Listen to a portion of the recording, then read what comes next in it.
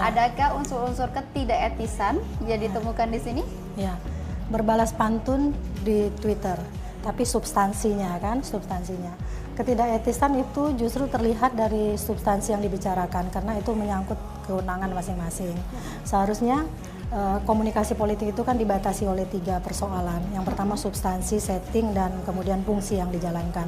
Mungkin dua-duanya mengelola fungsinya. Pak Yusril dalam kapasitasnya sebagai pembela dari yang disangkakan mencuri ikan, lalu Bu Susi dalam kapasitas kementeriannya yang memang memberantas illegal logging, ya seperti itu. Tapi menurut saya ketika ini diterobos ke dalam media sosial, ketika substansi itu yang dibicarakan, maka itu tidak apa-apa sebenarnya. Tapi ketika blog-blog yang masuk itu menuliskan kalimat yang justru mengurai masa lalu masing-masing. Kemudian misalnya apa? Misalnya yang Mbak temukan? Yang tadi yang tentang lobster misalnya seperti itu, Bu Susi, bahwa Bu Susi pernah bergerak di perusahaan perikanan dan seterusnya. Lalu kemudian Ibu Susi juga kan membalas pantun itu bahwa seorang yang dia kecewa dengan Pak Yusril bahwa sebenarnya Pak Yusril seharusnya tidak membela pencuri. Nah mungkin masing-masing pihak sebenarnya mengelola kesan yang sama tentang substansi yang mereka bicarakan dalam persepsi komunikasi politik masing-masing. Ini yang menyebabkan persoalan ini kemudian menjadi panjang seperti itu kan, menjadi panjang dalam kapasitas yang tidak lagi substansi untuk dibicarakan sesuai dengan premis, melebar kemana-mana. Apalagi saya membaca tadi juga kemudian Pak Yusril juga menyindir soal jangan sembarangan menuduh korupsi dan menuduh sesuatu, jangan-jangan nanti dianggap sebagai pemberantas korupsi, nggak taunya kayak Denny Indrayana menyebutkan nama orang kan, seperti itu. Apa hubungannya tentang perdebatan mereka antara Pak Yusril sama Ibu Susi dengan Denny Indrayana? Sudah tidak substansial lagi begitu ya. Nah, berkaitan dengan hal ini nih Mbak Lela.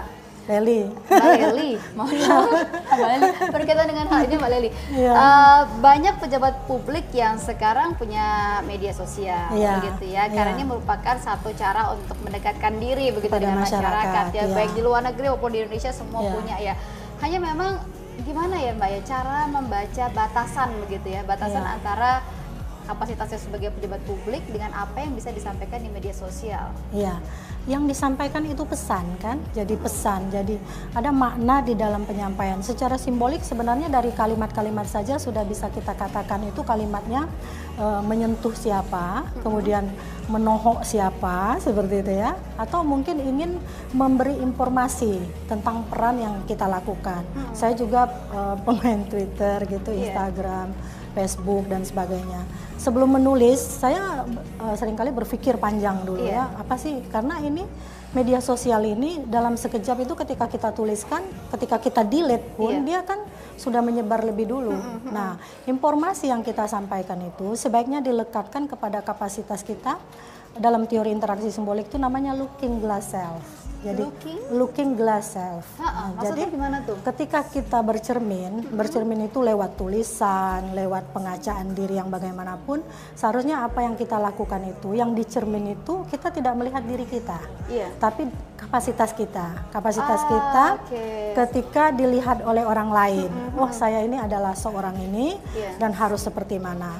Nggak mungkin saya menampilkan foto saya yang lagi menjulurkan lidah seperti guguk misalnya, seperti itu kan. Nah, tidak mungkin itu kita lakukan seperti itu. Itu contoh simboliknya saja. Belum kata-kata verbal yang kita tuliskan. Nah, itu semuanya itu sebenarnya, apalagi tokoh-tokoh berkelas, tokoh-tokoh kelas tinggi yang pernah menjabat dan sebagainya. Boleh dia memposting segala sesuatu, tapi menurut saya lebih baik dia memberi informasi yang mendidik dalam sosialisasi politik, dalam pembelajaran politik tentang segala sesuatu yang pernah dia lakukan yang justru membuat negara ini menjadi lebih baik. Menteri Kelautan dan Perikanan Susi Pujiastuti tidak gentar menghadapi somasi yang dilayangkan Yusril Iza Mahendra selaku kuasa hukum nahkoda kapal Thailand yang ditahan di Sabang, Aceh. Susi mengaku telah mendapat dukungan penuh dari Presiden Joko Widodo. Usai menghadap Presiden Joko Widodo, Menteri Kelautan dan Perikanan Susi Pujiastuti mengaku siap menghadapi somasi yang dilayangkan Yusril Iza Mahendra selaku kuasa hukum nahkoda kapal Thailand MV Silver Situ yang ditahan di Sabang, Aceh. Apalagi ia telah merasa mendapat dukungan penuh dari Presiden Joko Widodo. Pemerintah kan ada di saya, dukungannya dengan jalan terus. Secara konkret Istana akan memberikan bantuan seperti apa? Ya udah dengan statement aja udah luar biasa kan. Memang itu kan kerjaannya saya, bukan kerjaannya. Yang pasti Presiden dukung Ibu penuh. Oh iya. Oke. Yusril Iza Mahendra menyomasi Menteri Kelautan dan Perikanan Susi Pujiastuti terkait penahanan kapal MV Silver Situ di Sabang Aceh sejak Agustus 2015. Yusril merupakan kuasa hukum nakoda kapal berbendera Thailand itu, Yotin Kuarabiak.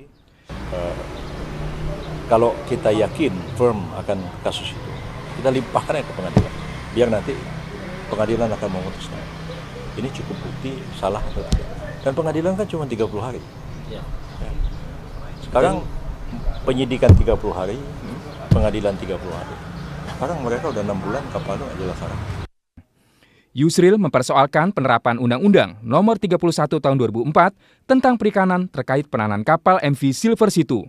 Menurut Yusril, undang-undang tersebut hanya memberikan tenggat 30 hari untuk penyelidikan dan penyidikan kasus pidana sebelum dilimpahkan ke penuntutan atau pengadilan. Tim Liputan Metro TV.